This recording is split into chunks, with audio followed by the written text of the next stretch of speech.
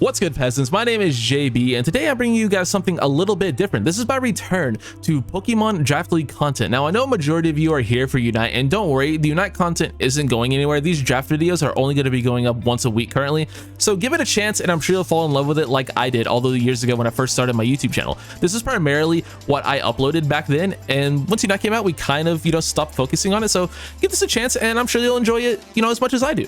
So, if you're not familiar with what a draft league is, it's a style of competitive singles battling in Pokemon Scarlet and Violet, where 8 to 14 coaches are gathered together and one by one pick Pokemon for their roster, similar to fantasy football or other fantasy sports if you're familiar with that.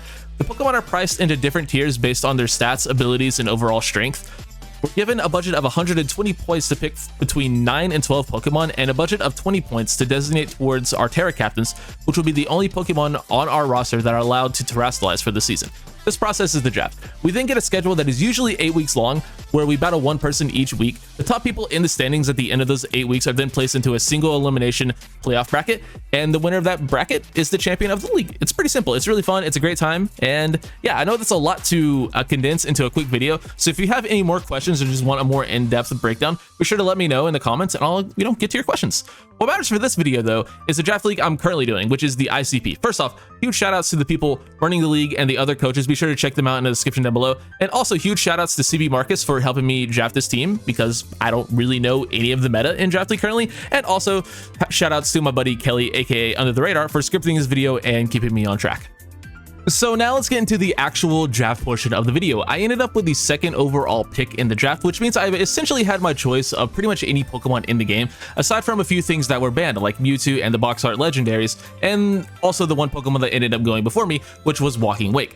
So with the number 2 pick, I decided to go with PALAFIN. PALAFIN is an amazingly strong Pokemon once it transforms from its baby form. Due to PALAFIN's ability, 0 to Hero, it starts out as a relatively weak pure water type with mediocre stats, but upon being switched out of battle, it undergoes a transformation into its hero form, and this is where PALAFIN truly shines, turning it into one of the most fearsome attackers in the game. PALAFIN is currently in the Ubers tier in Smogon singles, and for good reason. PALAFIN has a ton of amazing things going for it, but to name just a few of the more important ones, it has great natural bulk, giving PALAFIN the ability to bulk up and sweep teams with moves like Jet Punch, which is a priority move that will oftentimes move first in battle, regardless of speed tiers, meaning PALAFIN can often get away with running much bulkier EV spreads. And thanks to the move Flip Turn, PALAFIN has the ability to switch itself out of battle and gain momentum for the rest of the team, while also granting itself the transformation we talked about earlier. All of this added onto its insane base 160 attack stat, and the incredibly powerful Wave Crash, which is a water type Flare Blitz, mean this Pokemon is going to be a huge threat for my opponents every single week. Because of the way PALAFIN breaks down bulky waters easily, I wanted to form an offensive core around the idea that bulky waters will not exist. This brings me to one of my first Terra Captains, the Titan, which costed 9 of my 20 Terra points, but it's worth every single one of them. So Titan is extremely strong and a huge threat in the snow with its ability Slush Rush, which doubles its speed stat when it's snowing. With access to Belly Drum and the defense boost Snow gives Ice types in Generation 9, it will be very difficult for teams to predict. The only things Titan needs gone are bulky waters, which of course we have PALAFIN to help with. With Terra typing, this Pokemon is able to clean through most any team, and I can customize it accordingly to make sure I'm getting the most out of it. I just need a way to set the snow. Which leads me to my next pick, Galarian Slowking. Galarian Slowking gives me a great bulky pivot, a grounded poison type to absorb toxic spikes if my opponent chooses to bring them, a defensive setup threat, and a general check to pretty much everything in the game, but most importantly is a move that only Slowking gets, Chilly Reception. This move sets up the snow and lets me switch out my Slowking in the same turn, which is good for a couple of very important reasons. The first and most obvious is that it allows me to get Titan in for free in the snow against a hopefully favorable matchup. It also lets Slowking take advantage of its amazing ability Regenerator, which restores Slowking's HP anytime it's switched out of battle. Galarian Slowking is also great at forcing preps since it only has a few weaknesses, one of the main ones being ground. Which leads perfectly into our next pick, Landorus Therian. Lando gives me a great ground immunity to pair with Slowking, but also gives me Intimidate and another form of pivoting. Pivoting is a great way to gain momentum, and I currently have 3 amazing pivoters in PALAFIN, Slowking, and Lando T. Landorus gives me another versatile Pokemon that can be offensive or defensive while providing me with Stealth Rocks, and a big threat that will force a ton of prep every single week from my opponents. The next important piece to help with the ground weakness of Slowking is Zarude. With Zarude being a grass and dark type, it resists ground very well, and all of its weaknesses are covered by Slowking and Landorus, those main weaknesses being Bug, Fighting, and Fairy. The ice weakness is covered by PALAFIN.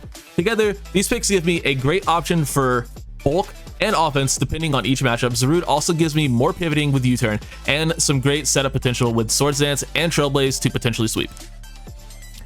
Those first 5 picks are great together, but I wanted a really good still type that could sponge a ton of hits and properly chip down my opponents for PALAFIN, Titan, or Zarude to clean up the late game. The Pokemon I decided for this role is Hisuian Gudra. Hisuian Gudra is a new Pokemon introduced in Scarlet and Violet with the release of Pokemon Home. This Pokemon is crazy specially defensive and has an amazing move pool and typing.